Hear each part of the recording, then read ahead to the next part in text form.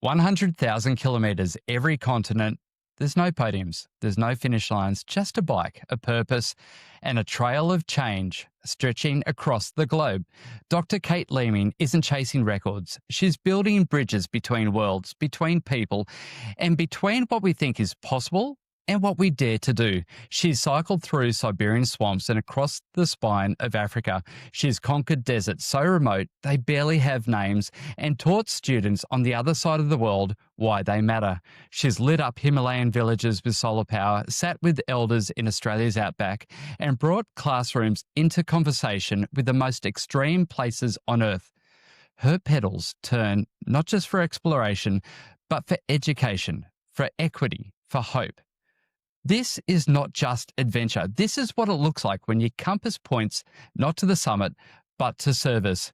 This is Why Do You Think You Could Do That? I'm Sam Penny, and this is Dr. Kate Leeming. Kate, welcome to the show. Well, thanks, Sam. That's a nice intro. Thank you. Quite all right. In all my research, like I was saying to you just whilst we're chatting before the show, there are so many great explorations that you have undertaken, and it's just been, you're an energizer bunny. It's explore, and it just doesn't seem to stop. But I want to go back right to the beginning, because everybody starts off as an ordinary person. Before you started pedaling, you're a girl growing up in the wheat belt in Western Australia. What did your childhood look like growing up in Northam? Yeah, well, actually, I grew up on a farm, which is about 30 kilometres from Northam. And so our nearest neighbour was 5 kilometres away. So I had lots of space. And, I used to love the farm as well. But at primary school, and then I went away to boarding school. And, I was known as sort of the best all-round athlete. And so I was always, that was a part of who I was, just achieving highly in athletics, in squash, in hockey, in cricket, and all these other sports. So that kind of was a big part of my life as well. But I always just had this view of myself as just a kid from the bush. I didn't have someone training me. I just had to do it myself. And so I'd, work out my running route, or I had my javelin, my discuses and things out in the paddock. So, so that was kind of, loved my sport, loved watching, footy and AFL, that is, of course, and WA, and cricket and so on. And, had my friends. And so it was kind of, achieved at school, went to university, UWA, University of Western Australia. I still did phys ed, and geography. So they've always been my interests, you see. So that, and stories certainly from my family, that they're sort of mostly, many generations in Western Australia. But on my mother's side, my grandfather, her father, he went away and fought in the First World War in the trenches in France, and he had lots of stories, and lots of those stories really, not just of the war, but of his travels, really sort of was very interesting to me. We always had a map on the wall, big world map on the wall in the kitchen, so I'd always be asking questions about all these different places. It was just naturally interesting. So this curiosity of the wider world, Kate, was this really ingrained throughout your childhood? I think so. And I also had a great uncle on my father's mother's side, who became the second person to cycle across Australia in 1897. And I remember my grandmother sort of telling me this story about Uncle Willie. And then, so he was quite a character. I mean, he was gone before I was born, but, he used to round up, he used to be a pastoralist at times. And, he used to round up his sheep, his cattle on a bicycle rather than a horse, and he reconditioned 2/3 the Canning stock route, which is, when I did cycle the Canning stock route, that was, I was following in his tracks. So, all of those things had a great effect, and there weren't really opportunities to travel as a kid. Not, family holidays was just a caravan holiday down in the southwest of WA, or, that kind of thing. So it's not really till after I left school that I had a chance to do more. So that's kind of, that's kind of how it is.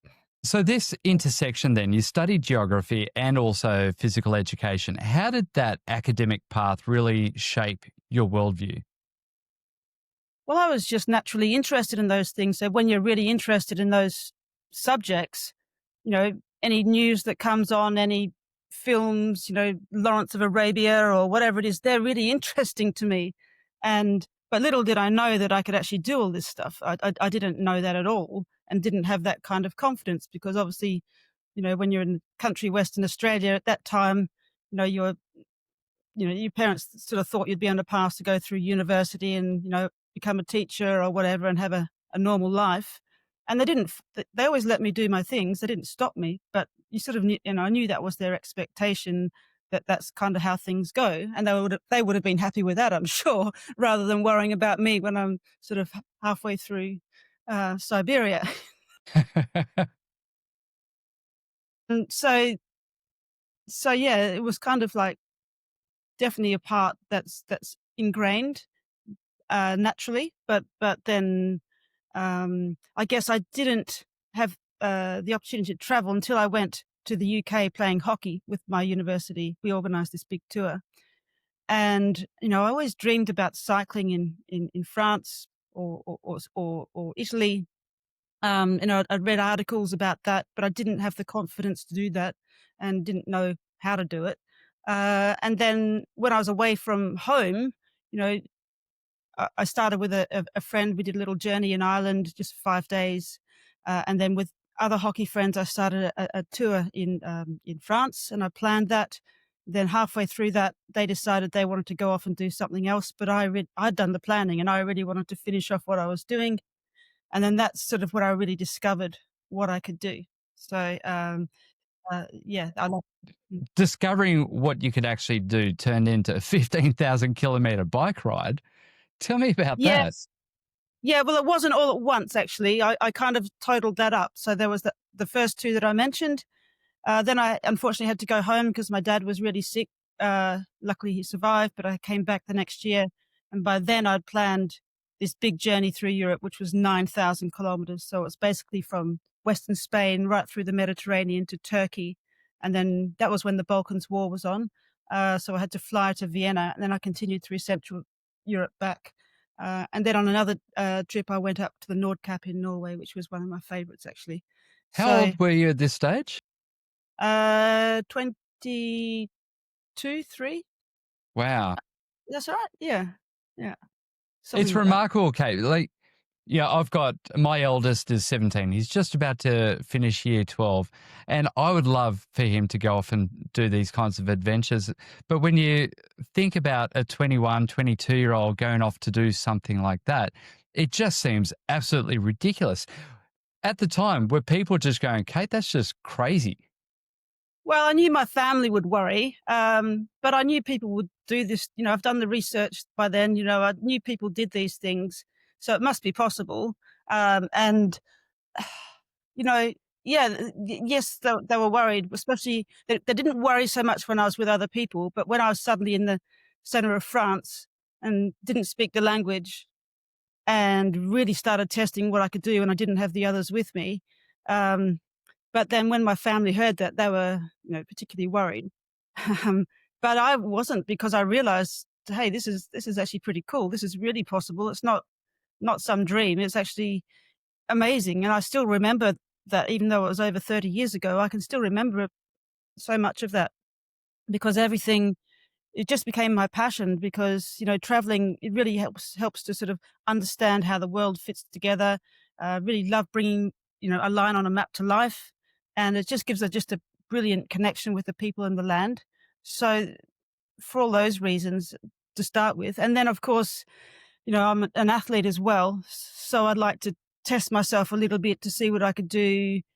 So I wasn't just exploring. I was actually also doing reasonable distances and working out what I could do day after day. And I think that's has ended up being one of my skills, is to work out how to do that day after day after day, and knowing my body. Yes, I do need a rest day here and there. I planned for all of that. So it's kind of, I guess I worked out my style of traveling, and traveling by bike, that is. And of course you can eat a lot, you can enjoy the food. There's no worries about those kind of things. There's perks to riding thousands of kilometers. Back then, did you draw inspiration from anyone in particular? Well, I think my great great uncle Willie Snell, in 1897 when he cycled across Australia, that was a story in the back of my mind. And certainly his story overall was one that I've drawn a lot of inspiration from. And then I guess out of when I sort of was working in London and after my main cycle expeditions or trips really through Europe, I met Robert Swan, who's the first person to have walked to both the North and South Poles, a British polar explorer. And I just met him at a health club where I was working. And he really inspired me and taught me that there was much more value to what I was doing than simply riding a bike and doing it for me. And so that's where things really changed. Um, and and I've upheld that ever since, to be honest. So from there, that's when I was planning to cycle across Russia. So this was just when the Soviet Union was changing. So it changed from the Soviet Union to the CIS, and then finally it just became possible to cycle across. There were no closed areas anymore, and I just wanted to stay within Russia. And it was Robert who backed me on that, and he was the UN ambassador for youth and the environment. So I kind of suddenly had this great connection, and he didn't have to do that much, but just a letter of support and just that support from someone with that experience just really fired me up a little bit more to make sure, it's the first time I had to find sponsors. I found a British guy, Greg Yeoman, to come with me. And then he introduced me to his fellow Russian polar explorer, Dr. Misha Malakov. And I met Misha before I went. And it was his company that's based a bit south of Moscow that I worked with. So I always wanted to have Russian cyclists with us to sort of help with, it was unsupported, but we had Russian cyclists, at least one, to help with language, to help with just getting through, because obviously we didn't speak Russian or anything like that. And so I'd found some myself, but that was fairly difficult when they're spread right across this, massive country. So Misha helped with all of that. His company helped with all of that. So we had a base there, and that's why one of the reasons it just worked so well when it shouldn't have. You But know? Kate, cycling across Russia is no small undertaking. No. And you're doing this so young. You've already, cycled up into the Arctic, right through Europe. And it takes a lot of bravery. I would believe it takes a lot of bravery to undertake so many parts of this. How did you face the bravery day to day of firstly undertaking something so big, but also those daily moments where, you are genuinely scared? Yeah, I think once you're in it, when you're cycling, you're moving through. I mean, the biggest danger is probably being hit by a car. That would be the biggest danger, and that can happen anywhere on Earth, apart from Antarctica. So it's kind of like, I don't know. It's. I think having the right motivation to start with. This time I was aiding children affected by the Chernobyl disaster, which had happened 7 years before. Having this incredible challenge. No woman had completed this journey before from St. Petersburg to Vladivostok. Um, and so having all of that right motivation, whether you call it bravery and courage, which there is courage to step off and do something like this, but you've got to have the why sorted out first, and something that is so exciting because it's like it's a whole brave new world out there. Um, no one basically it we didn't have any information much about Siberia and Russia at that time because that formerly was the Soviet enemy, and we were told stories about them just as they were told stories about us, and there was lots of propaganda on both sides. So to be able to go through and think about that map I had on the kitchen wall with this big massive Soviet Union at that point, and to actually cross that was really exciting. I don't know, so it was incredible. You mentioned having your why, and across all of your adventures, and it's very clear that you have a why for every single adventure that you do. How important is that why for you? And would you be able to undertake these if you didn't have that? I think, yes, I could slog it out probably, but when the times get really, really tough, it's really important to have that, have that why and have the support. Like usually I've got, kids following what I'm doing. I've got I've had to work really hard to find some sponsors and some supporters, and I'm connected with organizations, and I've never let any of those people down. And as far as the safety goes, I want to make sure that by the time I'm telling my parents that I'm doing this, I've actually mitigated the risks, as in I've thought about how I'm going to put it together. And, like Russia, having a cyclist with us who spoke the language and could steer us away from trouble was one of the ways we mitigated a lot of the risks so that we could avoid some of the most difficult situations. So then the Um, first idea to ride across Russia, how did that pop into your head? I was planning to ride home, actually. I was thinking, okay, from the UK, how do I ride to Australia? Because people do that, but actually to go across Russia is a whole different thing because previously it wasn't possible. So to be able to do that, to actually learn about something that we had very limited knowledge about Siberia. So it evolved into, and Robert Swan actually helped shape that idea a little bit too, to go to Vladivostok. So it's kind of like going from the Baltic Sea to the Pacific Ocean, and it's 1,500 kilometers of swamp there, where there were no roads connections through there. There was just the railway line, and there was like little winter tracks that heavy vehicles could get over in the winter, but in the summer they were just mud puddles and big rivers. So we had to follow the railway line and push our bikes along the railway line and get off when you could feel it shuddering when the train was coming, um, and just get off the railway line. So it wasn't a huge, maybe about 80 kilometers that I pushed actually on the railway line. The rest was just on off, getting full of mud, and yeah, it was tough, but I was loving it. It was such an adventure. So Were there must have been some pretty scary moments in that adventure. it's a long time ago. You tend to forget the scary things. Um, uh, a couple of times, if there's sort of drunken people around and you're trying to find somewhere to stay, and there's no lock on the door or something like that. Um, Russian people were really friendly. They were some of the most friendly people you could possibly imagine. Incredible, and couldn't do enough for you.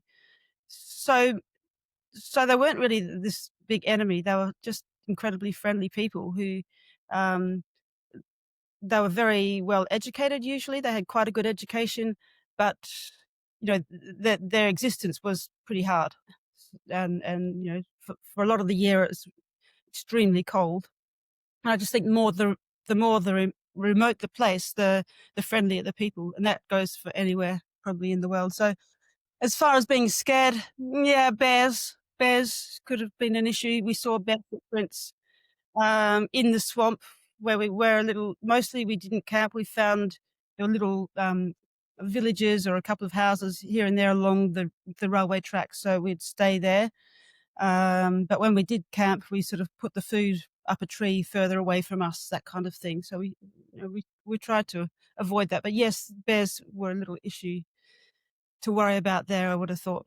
Yeah, for memory. I recently interviewed Sasha Dench, the human swan. She flew a paramotor from right up into the Arctic, 8,000 kilometers from Siberia back into the UK, following the swans.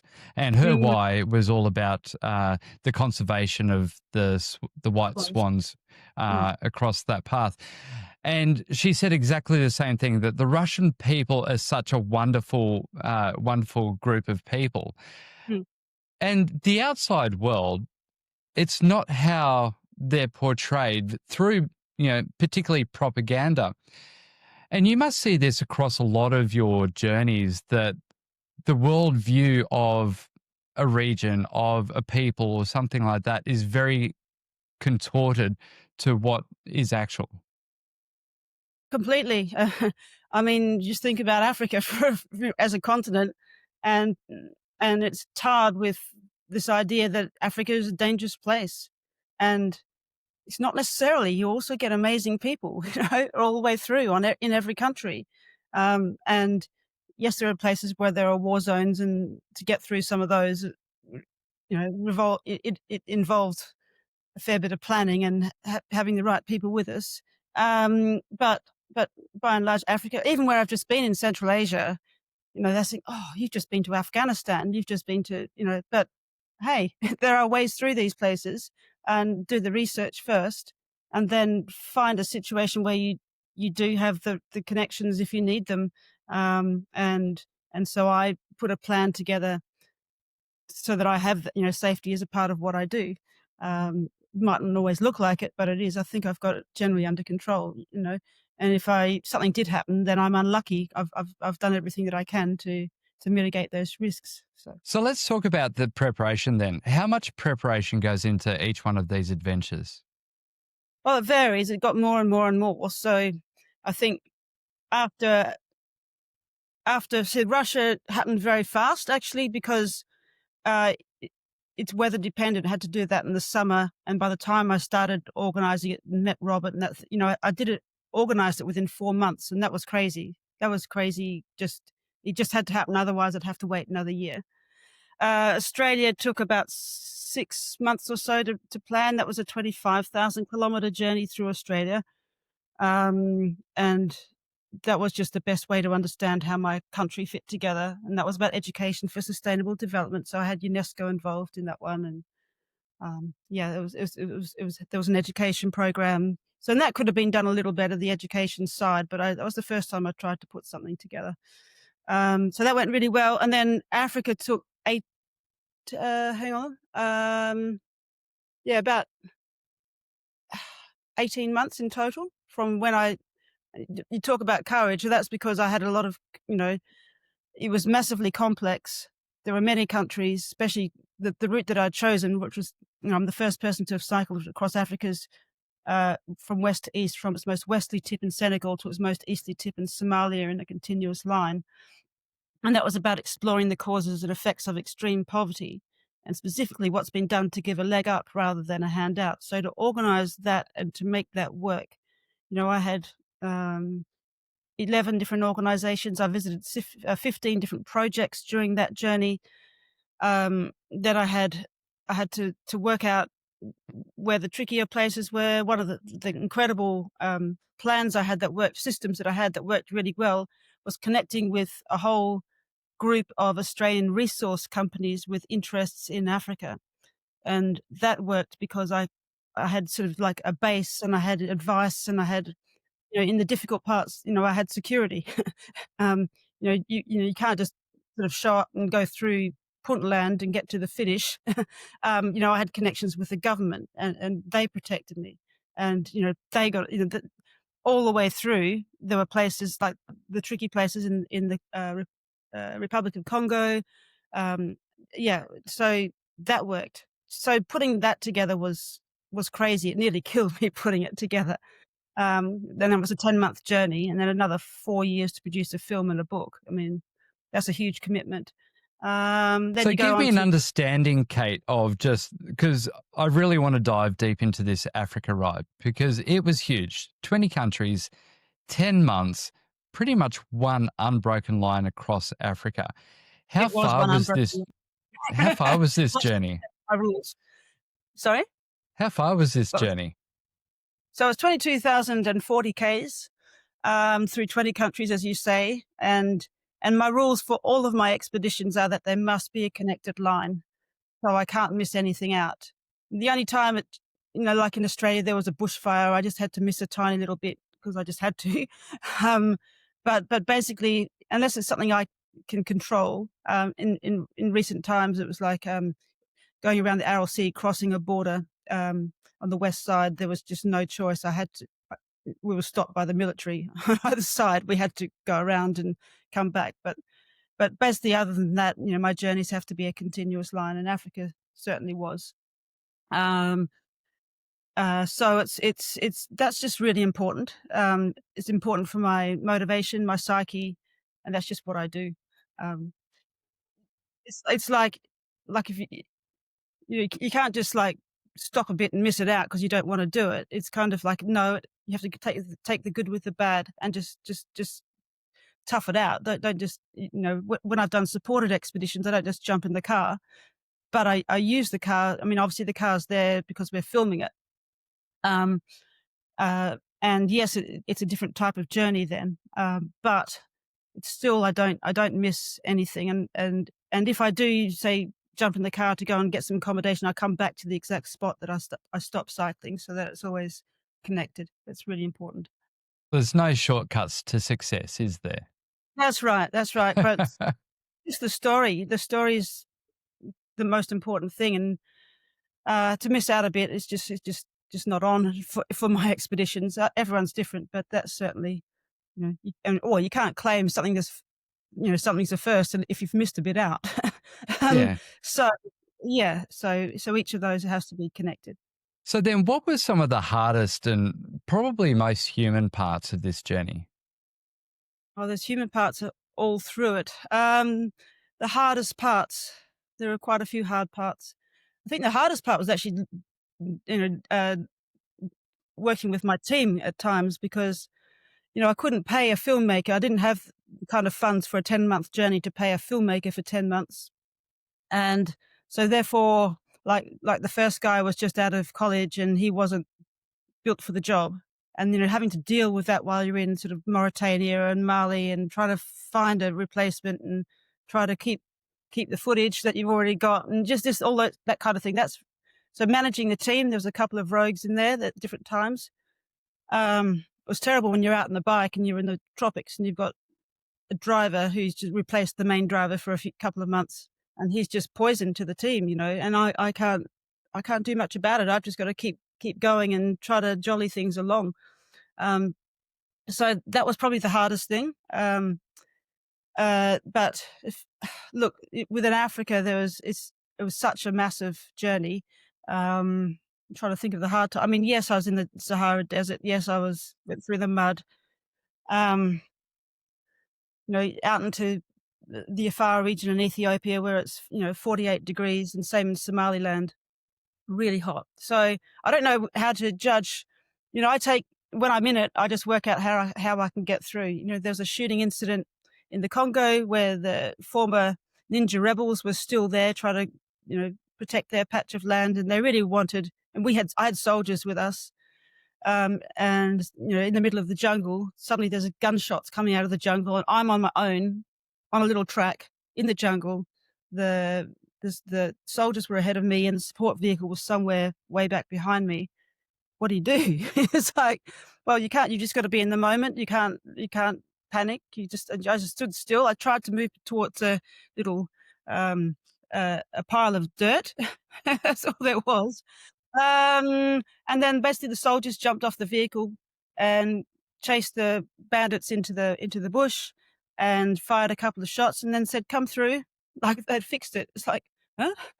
So I had to cycle past into the jungle. So, Kate, are you petrified in these moments? No, well, yes, like the heart rate's going, but petrified as in I didn't, you get into that fight or flight situation. So I've just got to trust the people that you're with, and certainly in that case, trust what their soldiers. I couldn't say no, I'm not cycling. They know the area, they know their opposition. The opposition were actually shooting at them; they weren't shooting at me. They just wanted money from us, I think. And there was other times crossing into from Somaliland to Puntland as well, where I certainly wasn't going to get separated from the vehicle. So I'm not petrified. I'm kind of, if I'm backed into a corner, I'll stand up. I'll stand and I'll look them straight in the eye. And like if you start running from something like that, it's like imagine what a wild animal will do. That'll chase you, but actually, if you realize you can't do anything more, you've done everything that you can, and then I just stand up. And look, yeah, there's nothing else you can do, but that's my way of protecting in that case. Do these moments shape the next few days? Well, I think, when you depends which moment we're talking about, but if it was to do with like the Congo one, well, look, we'd got through the worst of it, then we were basically coming into Brazzaville after that. So it was kind of like this weird thing, whereas one moment you're getting shot at in the jungle, then you hit this Chinese-made bitumen road, and then 135 kilometers later, you're in Brazzaville, and there was like the whole city stopped. There was a military escort through the city. People were stopping, waving, and I'm going, this is Wow. weird. Really weird. And we're looked after by the government because, once we got in, they wanted to use me as a goodwill story to show women in the Republic of Congo what women could do. So I thought, I don't mind being a part of that. So it's kind of like one thing to another. You never know what's gonna happen next. Um, so, I mean, that shapes things, but that was just we knew we had to get through that area. We had, also a plainclothed inspector with us as well. So we had a lot of security with us to get through that bit. Otherwise, we probably couldn't have done it. With Somalia and going from Somaliland to Puntland, I had the governments on both sides sort of working together, but still, they couldn't cut through this 135 k's of no man's land. And so on the Somali side, they don't get on, strangely enough. On the Somaliland side, there were all these checkpoints, and we just had to have a civilian vehicle, and my filmmaker and my sister, who was there at that time, in this civilian car. And then Puntland soldiers came through the no man's land bit to escort us through. Um, and then the civilian car went home, and then we had another person from Puntland coming through, someone from the university, and then we had that situation where that we were stopped, and the soldiers were allowed through, but we weren't. And then so the soldiers came back and argued, and then they still put the barriers up for us. And so in the end, they just reversed over the bollards and said, "You go through." Yeah, and I had to go through on my own for 400 meters and wait for them to get my sister and their car through. And then they wanted to go back and shoot these guys. It's like, "No, we're through. We're okay. I don't want to see. It's okay. Don't." They were trying to protect us, but you don't have to shoot the others to protect us, you know? Wow. Then we're in the middle of, like, the Nullarbor, and, 3 or 4 kilometers later, all these government ministers came from Puntland to greet us. So there was, like, a convoy of 5. So there's ministers and all of their, like, they each had a military escort with, rocket launchers and soldiers, and I'm just cycling in front of this escort. It's like, that is surreal. How does that happen? And it's yeah. So, and then we'd stop this little village, and the women would go and make us tea, and there would be a warlord, and, ah, it's unbelievable story, and that's what happens when you start the ball rolling. They all believed in it because this was near the end of the journey. They wanted to have a positive news story come out of, in this case, Puntland and Somaliland. Um, and I'm willing to do it because I put my trust in them, and from the president down, they protected us like family. So, you bring out the best in people when you're doing things like this. I think one of the interesting things, Kate, is that these rides, it's easy for someone to say it's all about you, but it's actually not, is it? Because they really highlight grassroots solutions. Can you share some of the ways of the journeys that you've done and how you've seen development or even resistance in the areas that you're going through? In development, I mean, all of the countries that I'm traveling through in Africa, for example, and not only, are developing countries. And, I was trying to get a closer look at that because obviously riding on a bike, you're very connected and grounded with the local people. And, when people are begging, holding babies out at you, it's really confronting. And then, visiting different, as I said, I visited 15 different projects during that journey. And there are incredible things like one of the ones that's getting a lot of air right now is farmer managed natural regeneration, which began by this guy from Melbourne, Tony Ronaldo. And he was working with World Vision and Serving and Mission in Niger. And he discovered a very simple way of pruning trees because the trees are just taken out and they're getting drought after drought after drought. There's no resilience, incredibly poor, it's the poorest nation on earth, just about. And just by pruning these trees and taking some of the stumps, so the stumps would be, the trees would have been cut down and the roots are still alive, and then little shoots would come up. And pruning those down and letting the tree grow into something substantial stops the wind blasting, increases productivity. They have extra wood that they can use because they can cut down some of the branches. If they leave 4 branches, they can cut them down and extra wood. It doubled their income. It was an incredible thing that's actually moved right across the whole Sahel region in Africa, but also in other parts of the world. It's even being adopted here in Australia, but also like in Timor-Leste and other parts of the world. So that's very simple, low cost. It was all about what they discovered. It's all about educating the community and why they should leave their trees and how they should prune them and what the benefits would be, because the community didn't trust that. They thought that no, they had to cut down the trees, and that was how they're going to get their firewood. But then they'd have to walk further and further, and the women would always have to do all the work carrying the wood back. And so that was one incredible. It's more than it's a movement, really. So right across, especially that area, right across to Ethiopia and Somaliland and so on. Lots of grassroots. You know, it's really about supporting the people and empowering them to look after themselves. It's not about just giving. You know, it's giving a leg up rather than a handout, as I'd always say. And look, there are lots of great organizations that I want to support when my foundation's up and ready, because they're still working, they're working hard, they're developing, they're doing great work, and by improving education right the way through, improving just microloans, that kind of thing is really important. World Bicycle Reef's another one I visited and saw what they were doing, incredible work.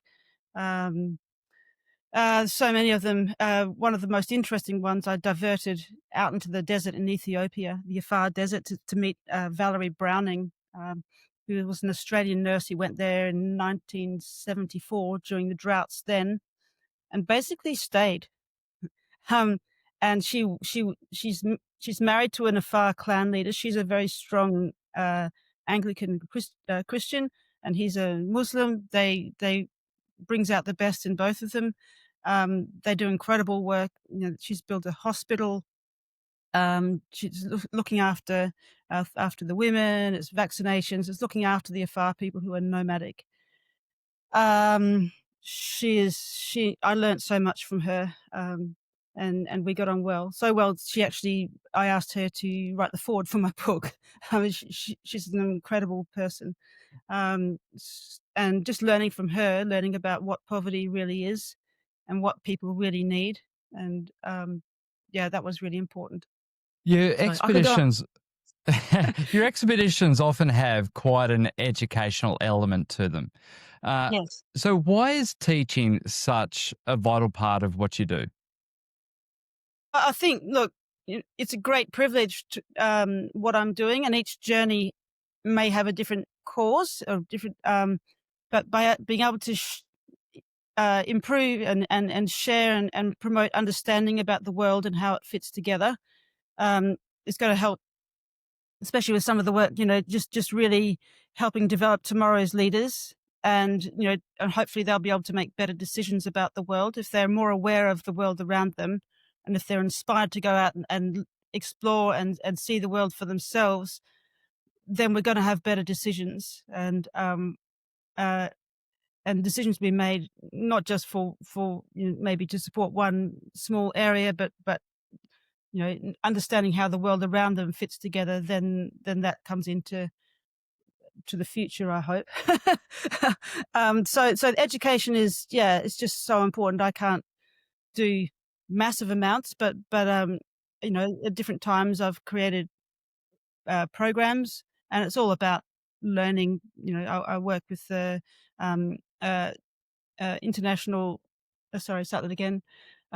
The Duke of Edinburgh's International Award in Australia. I've done a little bit with Scouts before, and then just different schools, and also international organisations such as Beluga. Yeah, and different ones. Another one called Exploring by the Seat of Your Pants. And recently, so with the schools section of the Royal Geographical Society in the UK. So it's just, you know, it's so hard to put an expedition together, to find the funding just to make it happen. And then I put just as much work into trying to make some sort of educational contribution.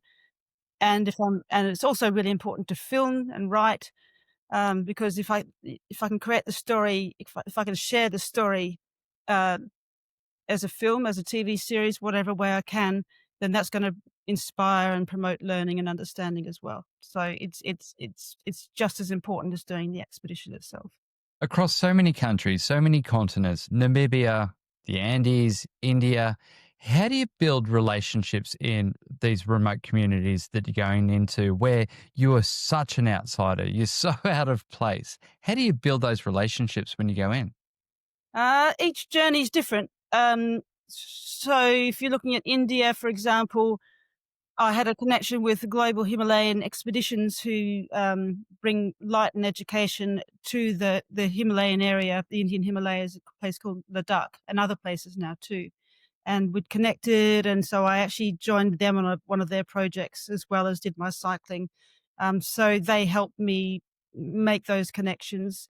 Um, I've with Namibia with the Skeleton Coast. I connected with. I found a local tour operator who was specialised in the Skeleton Coast in the north of Namibia, and then put this idea to him. And once you get this a great idea, so all of these are they're not just the average cycle journey. There's something really special about each of them. You pick up support. People really like it, and they just want to get involved. So that was, they provided the vehicle support for that journey. I mean, there's 500 kilometers between water sources there at one point. So it's not possible to do that unsupported at all.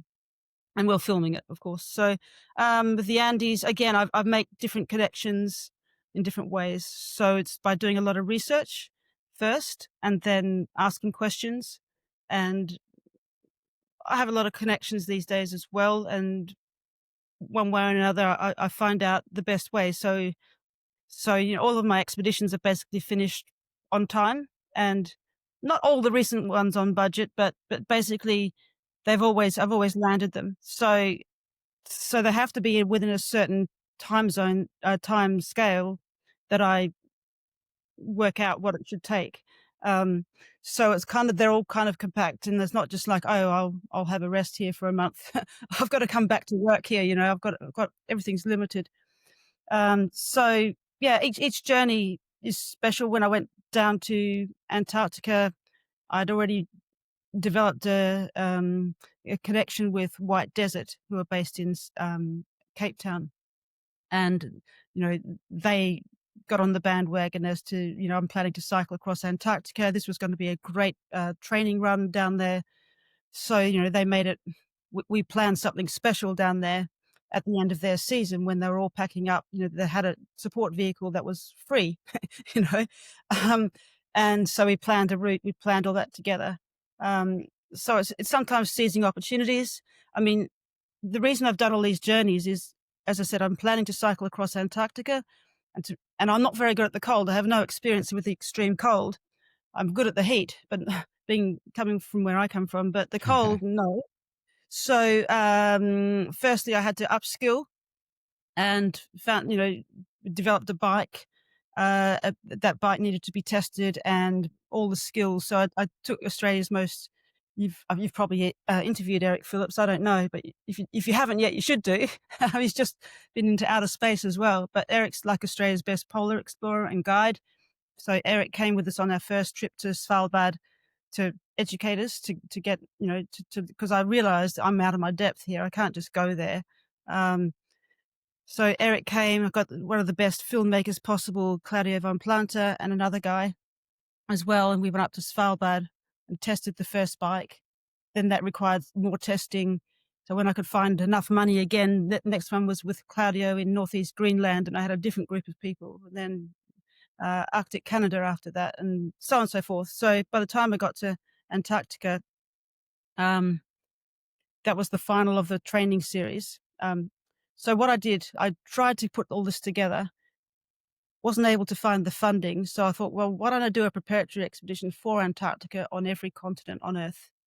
And that was to develop the education side of what I do.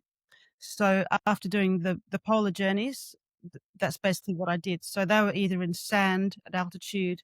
The first one down the Baja Divide was just getting back into sort of bike packing and sort of, I hadn't done the expeditions for a few years. So I was just getting back into it. And the rest, Australia's Finke River, Larapinta's like the oldest river in the world.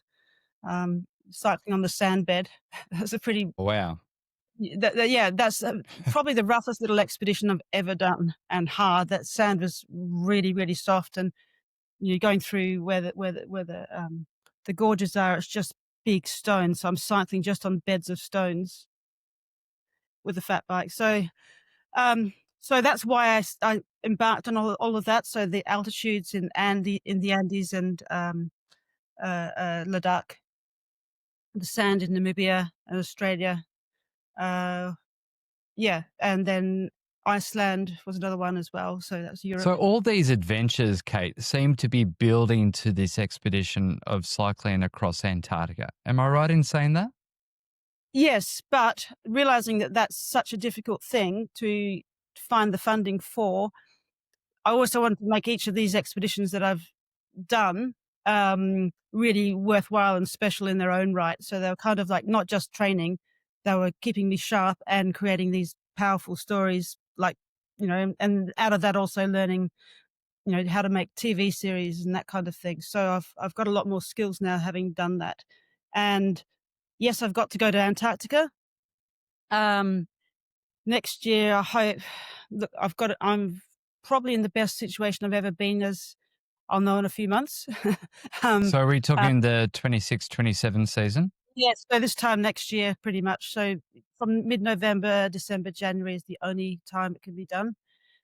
I don't have that yet, but I'm in a better situation right now I can't announce anything because it's nothing to announce yet, but it's more likely.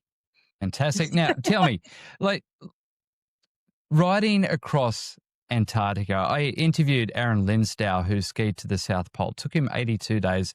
He's not the first person to have skied to the South Pole, but he's the longest person on the ice. And we talked through a lot of the absolute hardships. For example, his whole calorie source, his food source went rancid because he didn't realize that the sun was going to be so harsh. Even though it's -10, -15, the sun going through his packs made all of his butter go rancid. Now, in terms of how epic this adventure is of cycling across Antarctica, how many people have done this? No one. Exactly. Like, Uh, so where does that spark come from, Kate, of saying, I want to be the first person to cycle across Antarctica? It came, I got the idea when I was cycling up the Canning Stock route, and we're out there going across Lake Disappointment, and it was like 45 odd degrees. I'm looking out there, and it's like this salt lake, this incredible salt lake expanse. And we're going, wouldn't that be cool to be in Antarctica, right? And then, you know, the stock route itself is like 1,000 sand dunes. And cycling on sand is very similar to cycling in snow. Now, I'm the last person to cycle on the stock route with a regular bike, a regular mountain bike. Everyone's, fat bikes changed the game. And so I also knew that at that time when I started to get the idea, I kind of knew that uh, fat bikes were the only way to go. Obviously, the bigger the flotation, the better. Um, and I knew that people, especially in North America and Russia and so on, were using fat bikes on the snow. So then obviously the technology's improved a little bit. And maybe this is possible. Is it possible? It's right on the edge of what is. It definitely is right on the edge of what is possible. Um, so firstly, I had to work out, is it realistic? And so by going to Svalbard or doing all those polar expeditions, and I discovered also there was this a fellow in the US he made bikes with an all-wheel drive system that was built internally into the frame. And it's the only one of these sort of types of systems that looked like it might be robust enough to really work in such extreme conditions. You don't want to have something that's going to break down. There's just, obviously for obvious reasons. So I contacted Steve Christini, and he'd just made them into a normal mountain bike. So to design a fat bike with this in, he had to start from scratch and design everything. So I got him back into making bikes. He hadn't made bikes for a few years, and then he made the first one, which I trialed in Svalbard. It didn't have a wide enough back tire. He hadn't built the technology around that at that point. But it was definitely worth a go. It was definitely, there was something in it. It's not a magic bullet.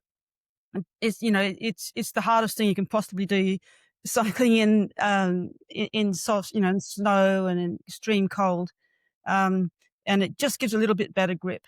That's what it is. So it works. So basically, when the back wheel slips, the front wheel instantaneously engages. It's very, very efficient. You don't Wow. push it all the time, only when it's required. So then you're pushing the front wheel essentially until the back wheel works again. See, so it just switches between the two when it's on. It works like a normal bike other than that. So you can switch it on or off.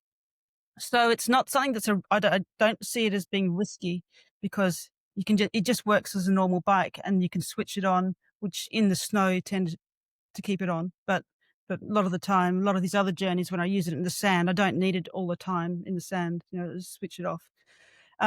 So then so he made one for Northeast Greenland that had sort of 4.8-inch wide tires, and that bike was so much better.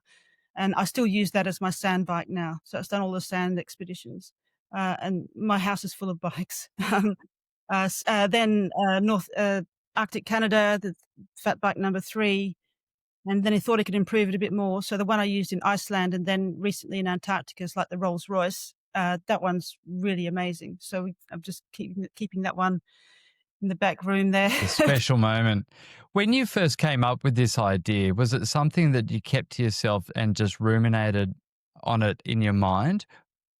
Yeah, definitely for quite a long time, because it's so out there. And I'm not like I'm a normal person. It's like I can imagine what people will think, and she's mad, this, that. So, and particularly, telling my parents, and my dad just went, "Oh God," he was Were they the very first people you told?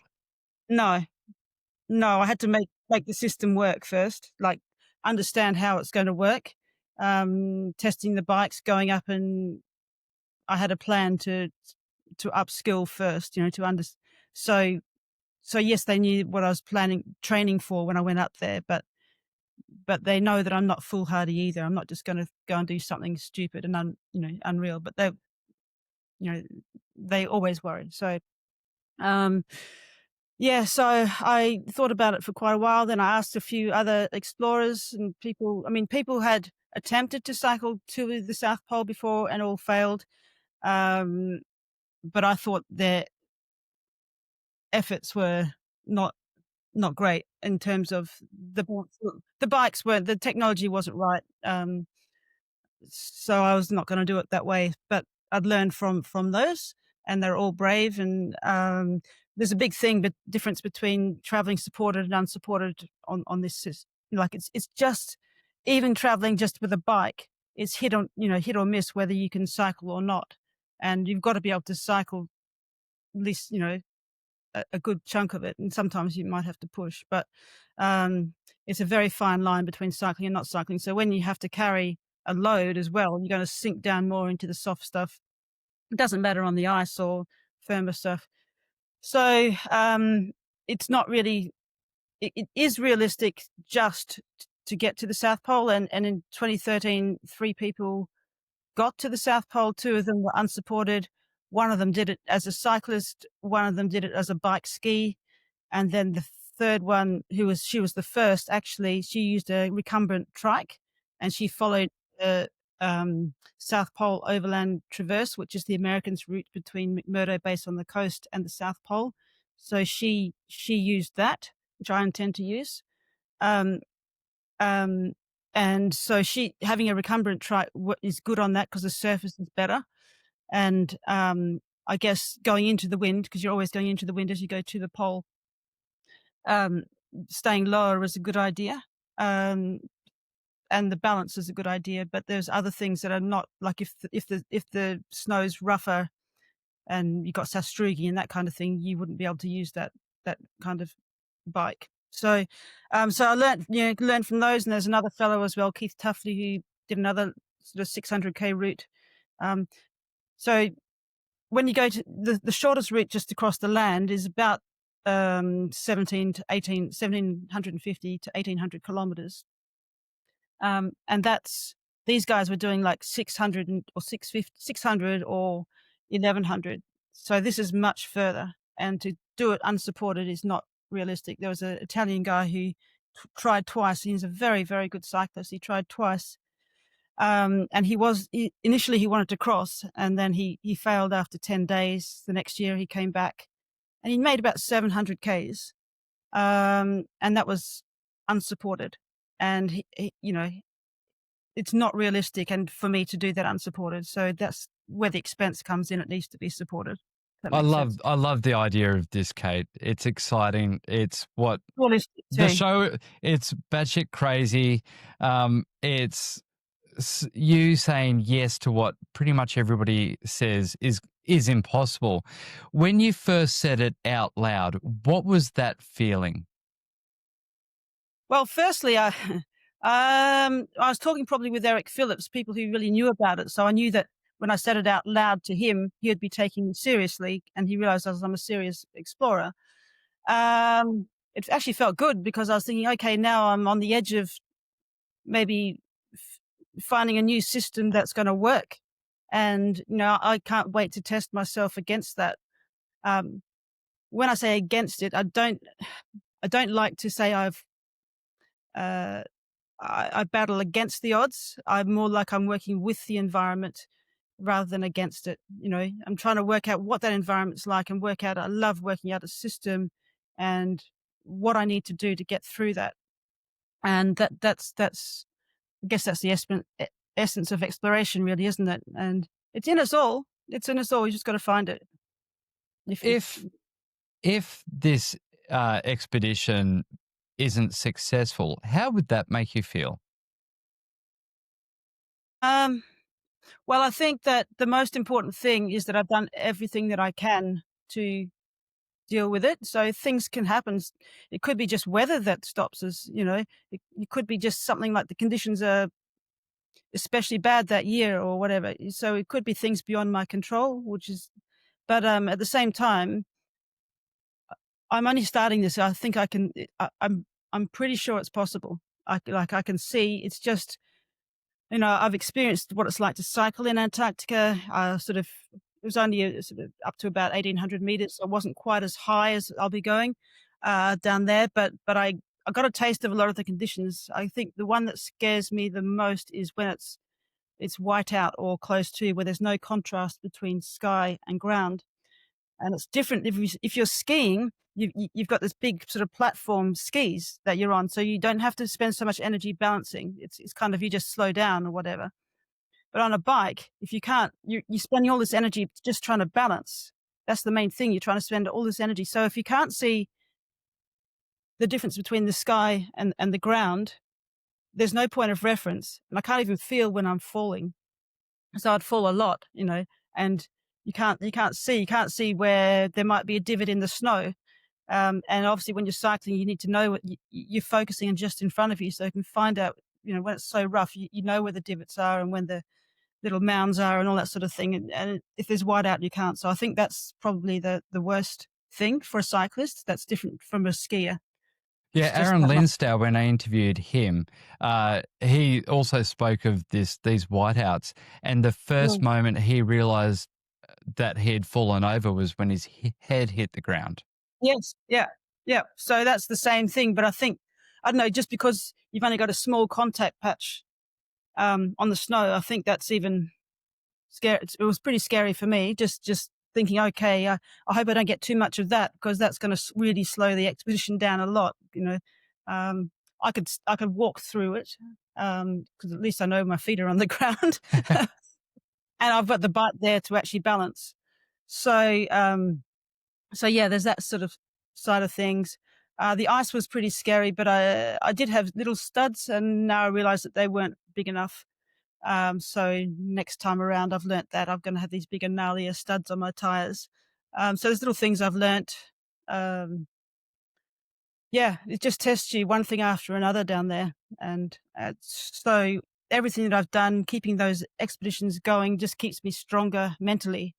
And I got a little taste of the challenge down there, where there's less visually to see, fewer points of reference. You're just pushing. So the mind strength is the biggest thing. As long as I can keep warm and manage my sweating, because end up sweating on a much easier than skiing. Skiing, you just slow down and you can do that, but on a bike, you can't slow down. You just fall off if you slow down. um, so, so there's all those little things that are a little different, that makes it more of a challenge. So for me, it's definitely has to be supported.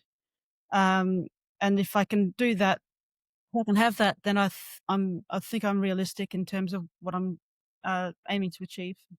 In 2019, I was the first person on the planet to ever attempt to swim the English Channel in winter.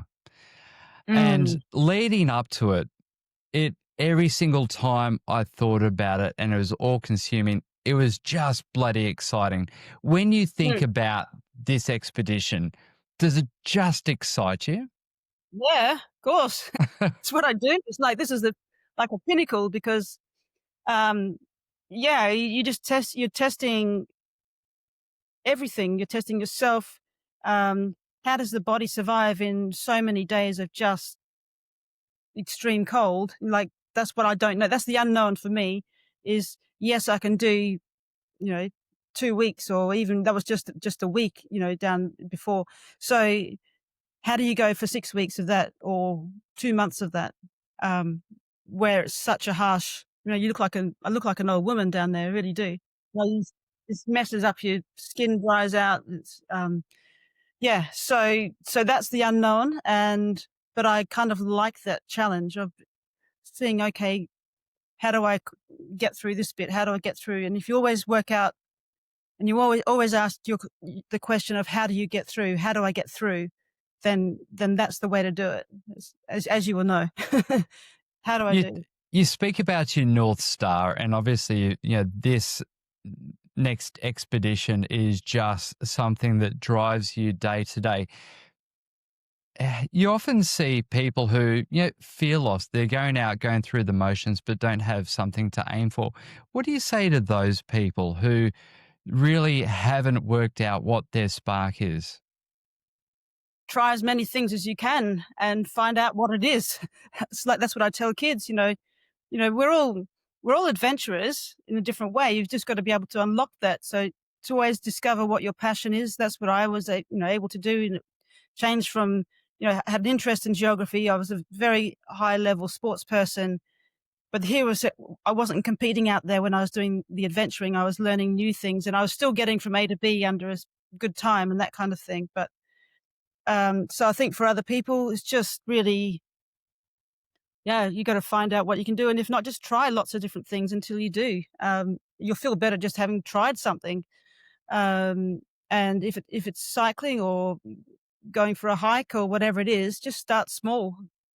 It doesn't have to be much, and just plan it and think about it and do a little bit of research about it, and then off you go. If it's a business that you're setting up, same thing. It's the same approach.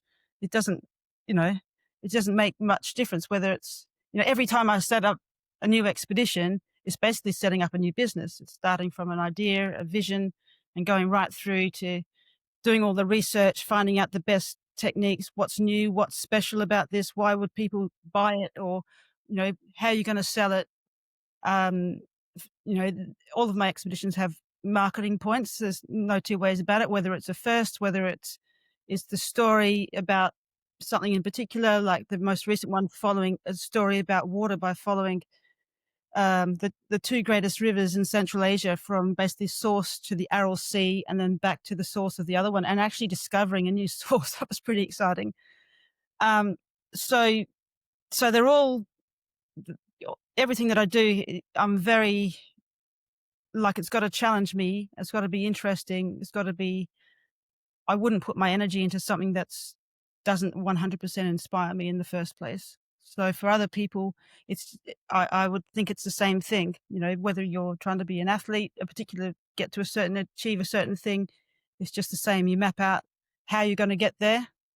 But and if you don't know what that is to start with, you got to keep trying until you do, and then you'll reveal another layer of that vision once you go.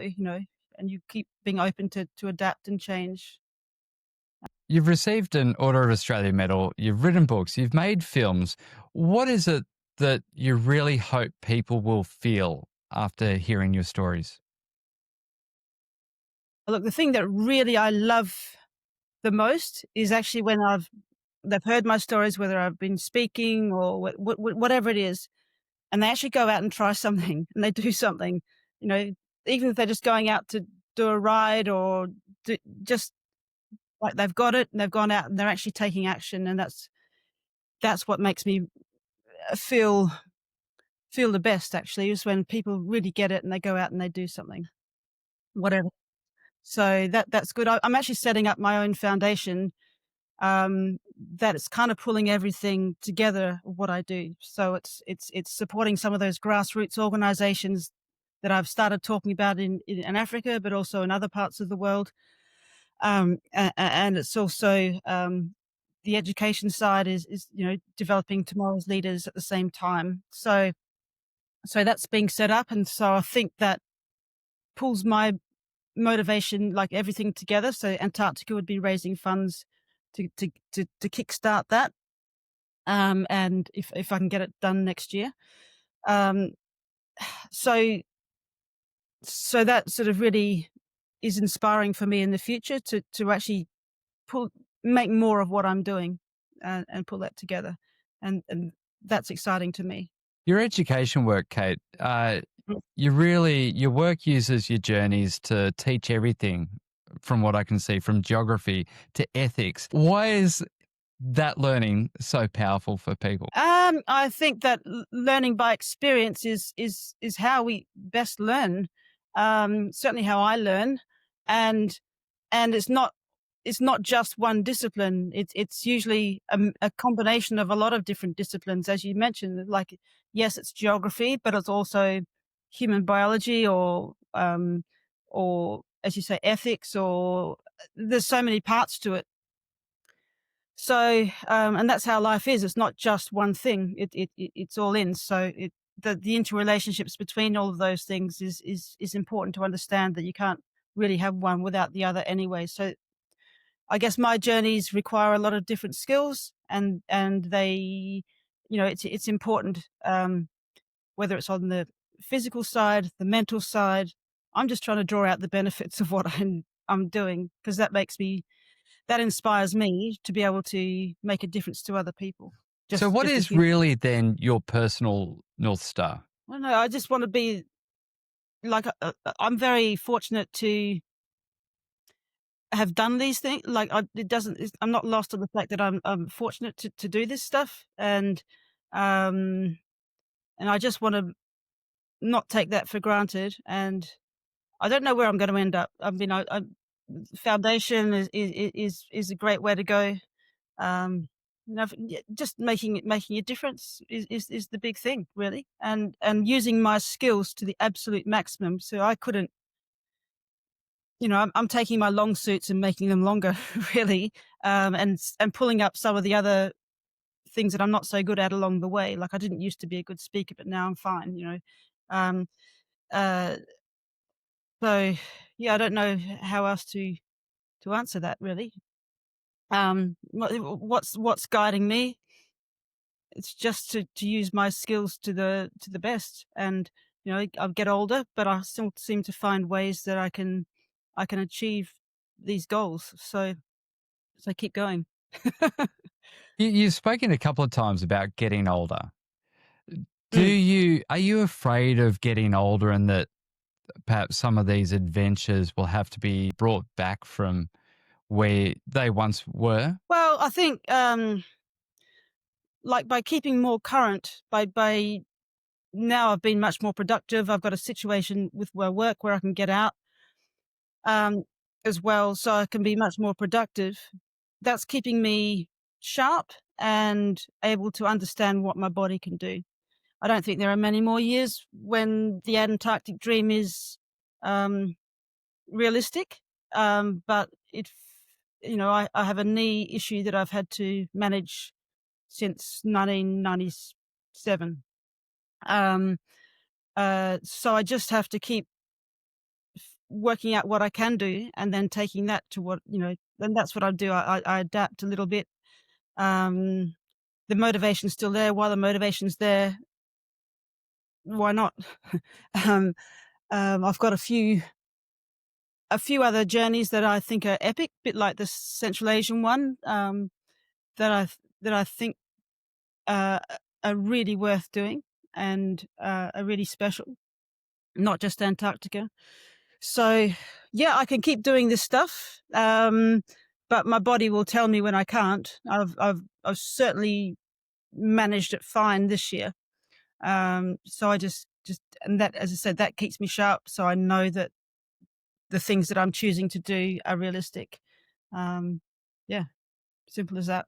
You're clearly great at being able to break down such a massive, epic adventures into small, manageable goals. How does that show up in your day to day life? um, so it's quite difficult now. Now I've just come off an expedition because I'm a bit all over the place. So I do have goals, but my body, I sort of want to. Half of me wants to relax, but then I can't leave it too long, or I might lose what I have. um, my work. I work as a real tennis professional. I'm a real tennis pro, and that's not regular. It's 3 days a week, but it's different days each week. So I don't have the same. So around that, I'm just working, doing what needs to be done to work towards the next expedition and to create the films or whatever it is. So I think it's, come back. I still have goals to work towards, and whether that's um, filmmaking, developing relationships for what I'm doing. And so I have to be still disciplined in keeping at that all the time. Doesn't really stop. um, because it's a very multidisciplinary, if I can say this now, very multidisciplinary thing that I do. It takes so many. There's connections all over the place, all over the world. I'm working with a cycling app, the world's biggest virtual cycling app right now, and I'm helping them with stuff. And there's so many things. So there isn't the same routine as I might have actually on an expedition. And those expeditions are very different from when it's what I imagine Antarctica to be, which is going to be much, much different because there's no people there. You just got a goals and the weather to deal with and the conditions. Whereas, in Central Asia, there are borders to cross and filmmakers to fly in and fly out, and it's very complex. So there wasn't so much routine apart from when I was on the bike, and I had to, this is my goal for the day, and I had to get there and break it into smaller goals, as you say. And that's how I deal with journeys mentally as well, to break it into small goals if it's really tough. Yeah. So it's a good question, but I wish my life had more structure than it does. It would have been easier to work to. But I keep my exercise up, at least doing something. I don't go really hard all the time. My body would just be exhausted, and my mind would be exhausted with that too. So I keep myself fit. I don't lose it too much. I do sort of interval training, that kind of thing, as you would know about, to keep sort of, don't have much time, but I can do this much, and that works really well. Only, even for Antarctica, it really is about upskilling, and then closer to the time getting used to the cold and making sure, the last 3 months or so that I up that, make sure my strength is there. I mean, I keep Pilates going, all of that sort of stuff. So I have my ways. And I think those ways are also that I have to know myself. Um, I think that, I go out and I have some parties too. I have a good time. And then I have to pull myself together and do the next thing. So, Kate, if we took all the adventure stuff out, what I'm hearing is that you're a normal person who has sometimes everything could be a little bit chaotic, out having fun, having some parties, keeping fit. What would you say to someone who just thinks that they're too ordinary to pursue some big, bold goals? I don't think anyone's too ordinary. I think we're all explorers. It's a matter of them to to discover their voice in that adventure and exploration, really, if that's what they want to do, or depending on what their goals are. I don't think no one's too ordinary. Everyone's different. Everyone's special in some way. So it's finding out what your strengths are, what the things that you like doing, and what you really care about, and bringing those together. And that's when you're going to create something extra good, I think. Love it. Now, Kate, before I finish every interview, I love to finish with the Brave Five. It's rapid fire 5 Right. questions. Don't Yeah. expect each question to lead on to the other. Are you ready? Okay.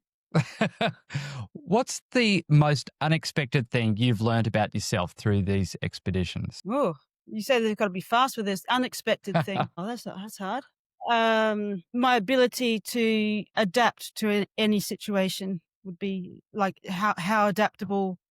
I'm really good at pivoting, and I didn't know I'd be that good at pivoting. To get to a point at the end, you get curveballs all the time, and I still seem to manage to get there by pivoting and changing, but still keeping the integrity of what I'm doing. So that would be something.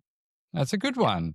All right. A moment on the bike when you felt truly at peace. I always feel at peace on the bike. I just love, I guess, the moments that I really love, especially in the late afternoon when you're just cruising along. You've done most of the hard work of the day. You don't have much further to go. It's not too difficult, or even if it is, it's just that time of the day. Um, yeah, just at that sort of sunset, sort of dusk kind of time.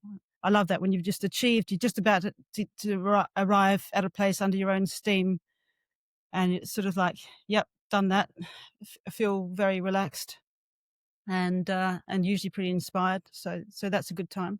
Yeah, beautiful. One thing you wish you had known before you started exploring. I wish I'd started much earlier. I mean, I guess a lot of people will say, "Oh, you can't do that or that." More, they didn't say you can't do stuff. It's more, it's not expected in society to do that. So I was always wanting to conform to the norm, and I wish I'd understood all that earlier and started, and exploring even more as a kid. I mean, on the farm, I guess we're exploring. We're doing things. We're allowed to build things or do whatever and work hard. But yeah, I wish I'd started earlier or understood things earlier.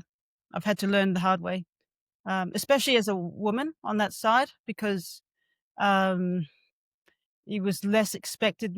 Mostly, especially when I was at the start. I wasn't trying to get funding it either at the start, but men tend to get most of the bickies, and over the time, I think now the situation's changed quite a lot. There's much more market and desire for women to get out there, and it's more socially accepted. But earlier, 30 years ago, it wasn't. So that was sort of something I think it was much harder. But I just ended up doing these things, and just that's because that's me. So yeah. All Yeah. right. What's a mindset or a habit that's changed your life? I was just learning to be more open to all cultures. I guess by being exposed to lots of different cultures around the world, and just really understanding that everyone is just people, and I think at the start, it's very enclosed, sort of, living in country Western Australia, it's very closed. But by the time, traveling and meeting and putting your trust in all sorts of cultures all over the world, and understanding how good everyone is, basically, that's a really important mindset to have, that you put your trust in people, and to understand people of all different cultures, and how people are essentially good, and you can always bring out the best in people rather than the other way around. So that's something really important to understand. Oh, fantastic. Okay. Last question. Best piece of advice from someone you admire. I think it would have to have been from Robert Swan. Just getting out there. Trying to think of a piece of advice that he gave, but it was more um, this belief in, because obviously cycling across Russia, back in 1993, there wasn't any, there's no internet then. There was no, it's just fax machines. Like that's it. Um, so it's kind of like getting information about it and just having, you said, no, you can do it. You know, you've already done all this, you know, these journeys through Europe. You can do it. So it was just more the confidence that he instilled in me um, made a huge difference. And just having someone like that believe in you, um, that was the trigger to that really changed my life. I would have to think about it a bit more, but certainly just just having someone believe in you and the confidence it gives, the fact that you really can do this stuff, that that was very affirming for me. Kate, listening to your story today, and understanding, I have the benefit of doing quite a deep research into everything that you've done. You sound so brave and like nothing really seems to phase you. So, what does bravery mean to you?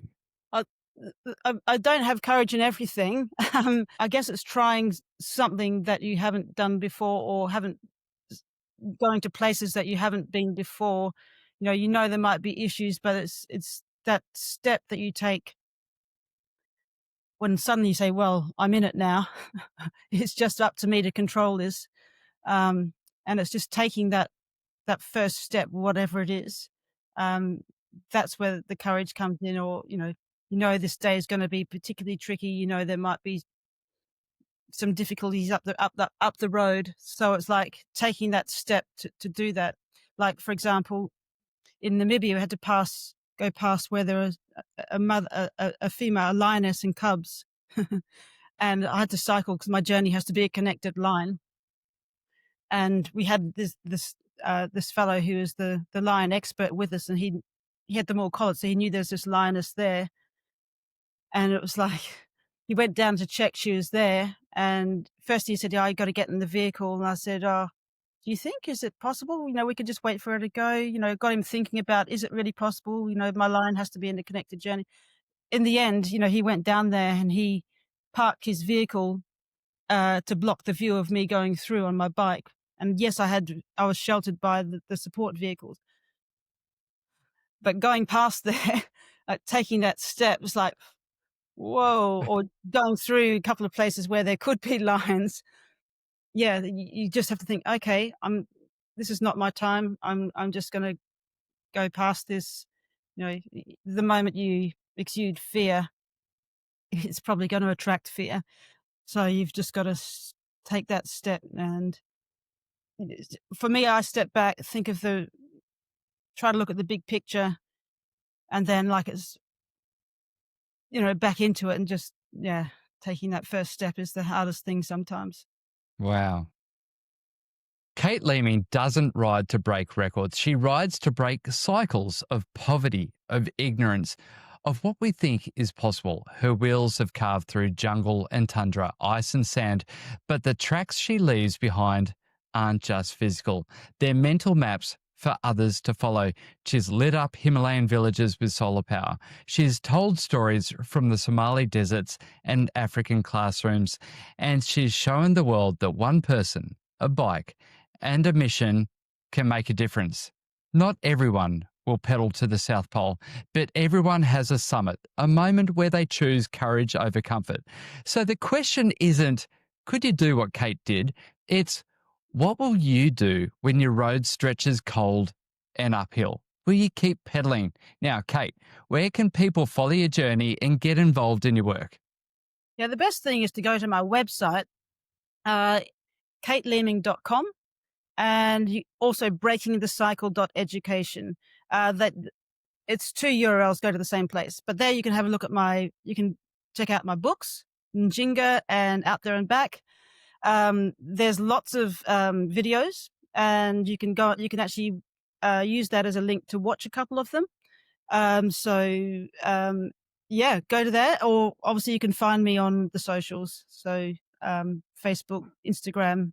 Fantastic. And I'll make sure I put all of those links into the show notes. And if this episode reminded you that your North Star might be one brave decision away, share it with someone who's ready to find theirs. I'm Sam Penny, and this is why do you think you could do that? Until next time, keep choosing the uphill route.